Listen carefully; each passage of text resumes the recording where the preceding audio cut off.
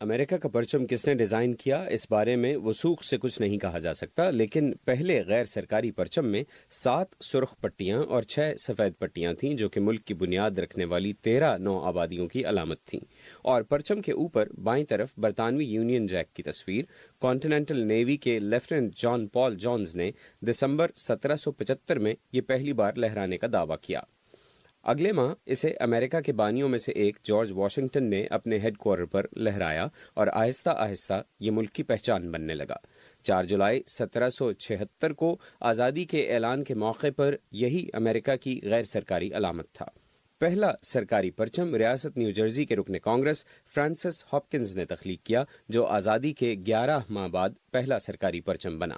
اگرچہ ہاپکنز کے بنائے سکیچز تو کبھی نہیں ملے، لیکن ان کی کچھ ڈرائنگز سے پتہ لگتا ہے کہ اس پرچم میں 7 سفید اور 6 سرخ پٹیاں تھیں، اور اس ڈیزائن کے لیے ہاپکنز نے بطور معاوضہ تقریباً 100 لیٹر شراب کا مطالبہ کیا۔